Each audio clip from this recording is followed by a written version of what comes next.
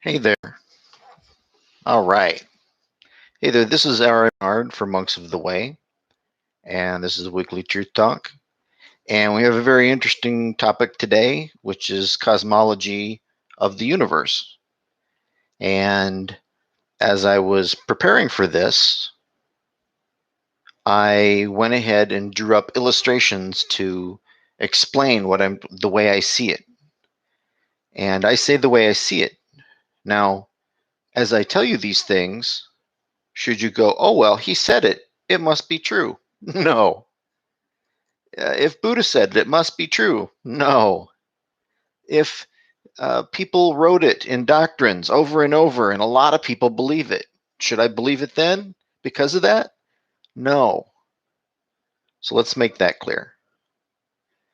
But I kept seeing over and over in all this Buddha stuff, wow, that's exactly what I see. Wow, that's exactly what I see. Wow, that's what I see. And I actually see a little further than that, the basis of these things, how these things interact, how these things move. I've seen the universe the way it is. Uh, Once again, you shouldn't just believe me. You should take it as dots that you can connect or not with factual evidence. I do this because many people have come to me and gone, you know what? You claim to see the universe as it is. What do you see? And we've discussed it so many times that now I'm doing a talk about it. So we can get this here and get this information out to so many people that want to have it. And feel free to look up. You can Google Buddhist cosmology of the universe. And these things I'm talking about will come up. Almost exactly, I'm pretty sure. And some of the not exactly I'll get into. So, wow, cosmology of the universe. Pretty big, right? First of all, the shape of the universe. It should be, the way of things. People should know the way of things, as Buddha has said many times, because they see the way of things all the time, but they don't understand. They don't comprehend. Nature, the universe, wants things to be round. How do you think this happens? Well, the universe is round. That's why. You are in a round container, basically, um, for lack of a better word, container. The picture in the middle there is the universe, if you could look at it cross section. Um, in the middle is the place with all the planets and stars and everything. And then the larger area outside is black. No stars, no planets, no light. And in it are things that are dangerous. There are things that live there. And I put illustrations there to just make an illustration that there are dangerous things out there. I don't think it's even productive to talk about what they are, but I've experienced all kinds of things out there myself. Um, is the universe finite? Absolutely. We just haven't been able to see far enough or travel far enough to see that at some point, that's it. No more stars, no more planets, or just know the shape of it. If you traveled in one direction and you could travel all the way to the edge, you'd just come out the other side. You'd be in it traveling the same direction on the other side. You could keep going forever that way. Zoom, zoom, zoom, zoom. And there's more to it than that, because what I'm talking about, the universe there, is the physical universe. So there's more to it. Even the physical universe, there's more to it. Up on the left, I have an illustration there of the three layers that we have here. We have the space, the way we have it, with space, time, everything functioning the way it does in the physical world. Below that, we have a layer of subspace. Above that, we have an energy realm, let's say.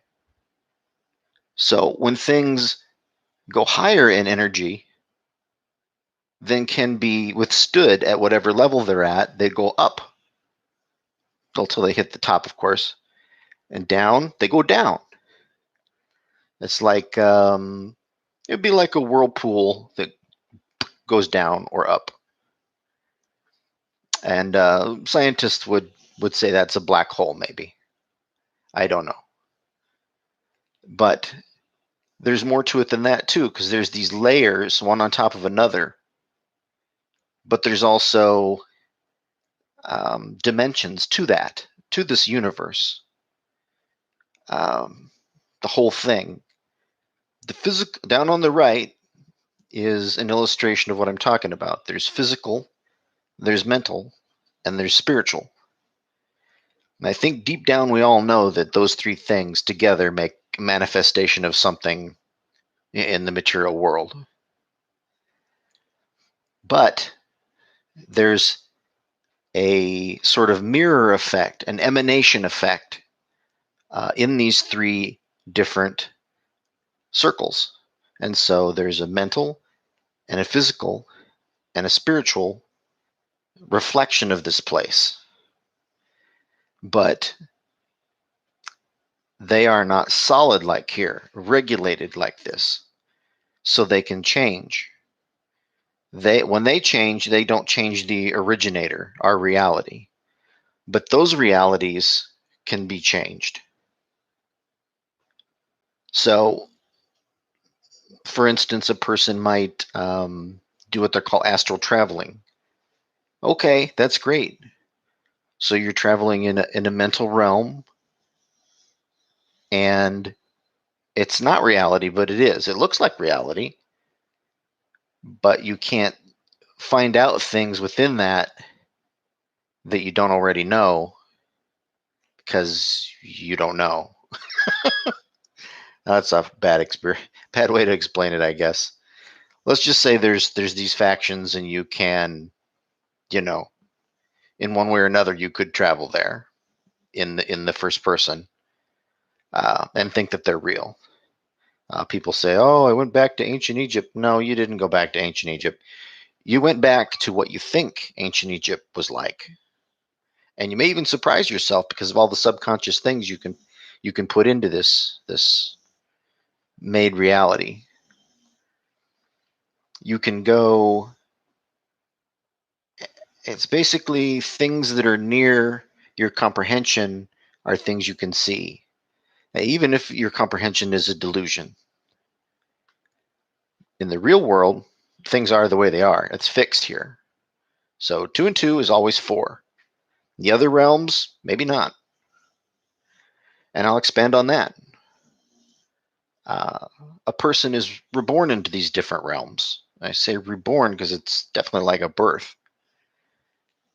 The physical realm, so far, because we don't have birthing pods yet, but, of course, someday. But we're born into this world. We're born into the next one. The physical can't go up levels. And there's realms above and realms below. Well, let's say a major realm. There's a major realm above, a major realm below. And above and below are not really the ways to describe these things because there's not really an up or a down. But there's the finer and the more gross, the refined and the less refined. And a person is reborn into these hell realms or into these heaven realms because there's not a better way to describe these things. And then there are many levels. There are a numberless number of levels. Is there a number? Probably so. I would think so. Does anybody know? No, because it's always changing. They get new ones, and they take away some. So more or less, more or less, more or less. Generally, there's a growth over time. And I say time because those realms still have time. It's a timeless time. And they have form. It's a formless form. What do I mean by that?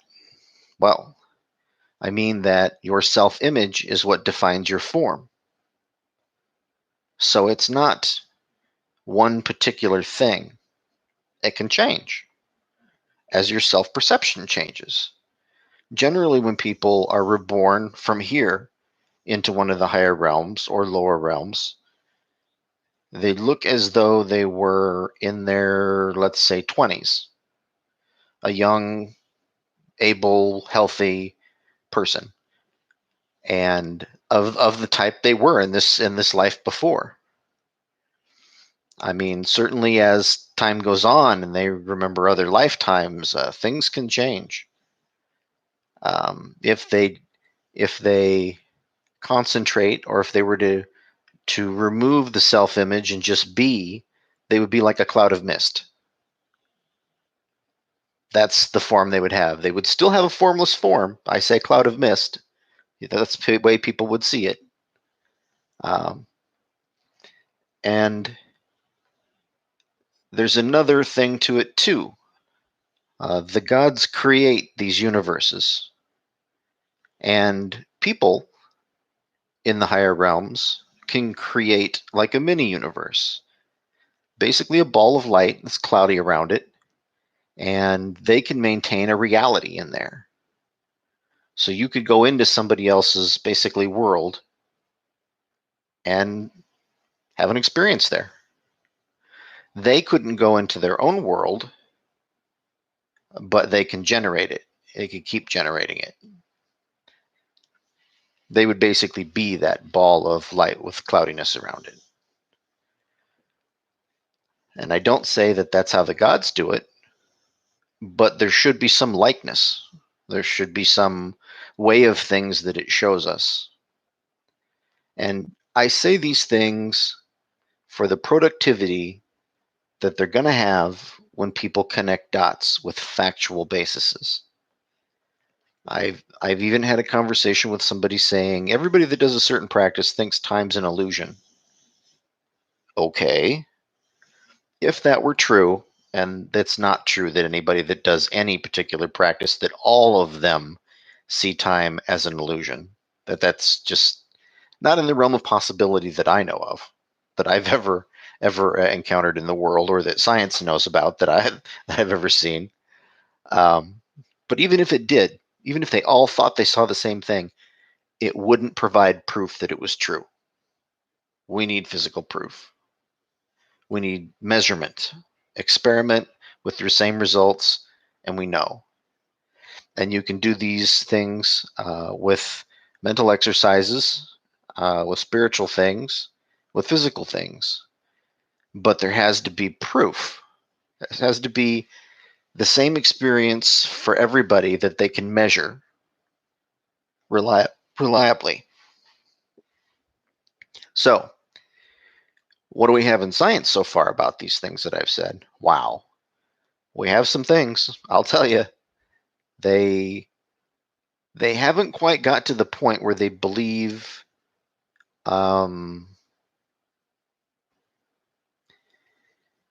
in layers except by dimension. And that's another way to see that, that layer upon layer.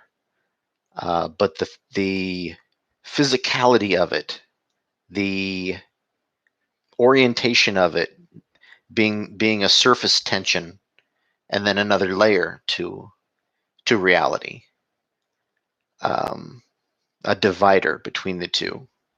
They don't quite have that yet, but they are talking today about subspace, and they are talking about dimensions that are of higher frequency and higher energy than we can experience here.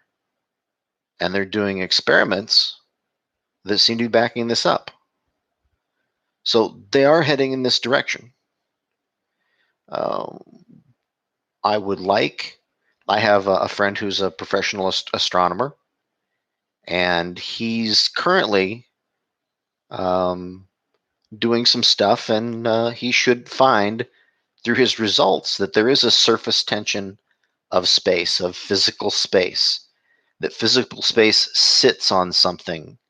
There's a tension and a division, and that tension and division can be measured in space. But that's a different conversation with a lot of facts that may not be relevant here. I could certainly talk with somebody about that sometime. So I want you to be a skeptic, but I want you to take these things into consideration. If we, some things are universally known, I think, and we just don't have proof yet. And if you have faith in something that's productive, that's wise, that's good for everybody, whatever the concept is, I don't mind that you have faith in that. I really don't. It's when those things are not upheld, that's when I have a problem with it. Um, when a person might or might not be right, but they don't have any proof at all, I generally go to, okay, so there's no proof. And if we can get that far, I go, okay, now let's ask some questions about this belief of yours, this faith that you have, no matter what causes it. Is it wise? How is it wise? Tell me. How is it productive? How is it good for everyone? And if you can't go there, then I advise you don't go there, that it's a destructive thing, that it's a practice in delusional thinking, magical thinking. Um, should a person have no faith in things they can't prove? Of course not. You're human. Of course you should. But within reason. And so I am going to stress that part right off the bat here on the end. And I don't want to make this thing very long. I want them to be short and accessible and to the point. So I'm not going to go too much longer here. I want to point out that there are beings that inhabit these realms and things going on that resemble the way people understand them. And I want to talk about that in this way. There are several people that are stuck in one spot, and they reach out and they touch part of the elephant. It's like, no, they grab the leg. It's thick like a tree trunk. It doesn't slither like a snake at all. It's like a solid tree trunk. Another guy grabs an ear. He's like, no, this thing is thin and flat like a big leaf that's alive. And each of these people is right. They're right.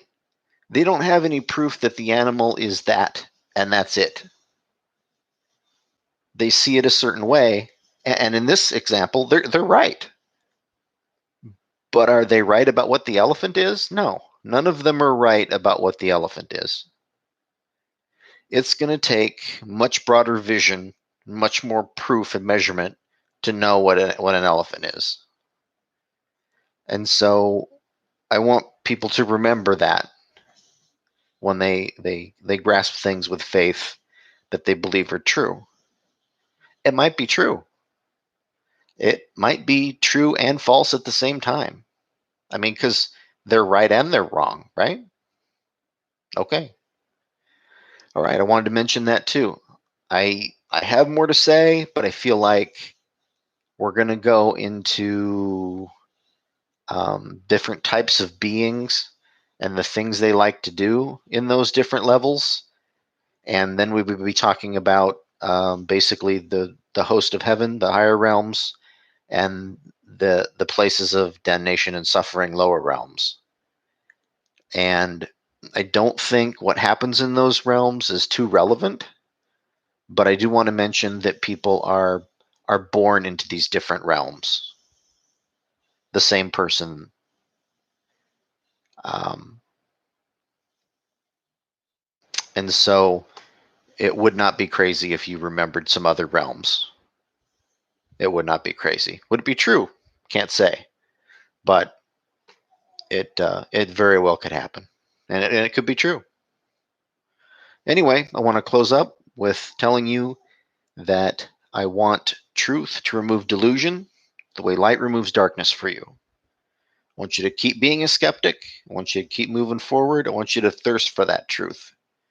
And when you find these concepts of, all right, well, this is R A Manard from Monks of the Way, and thanks for having a listen today.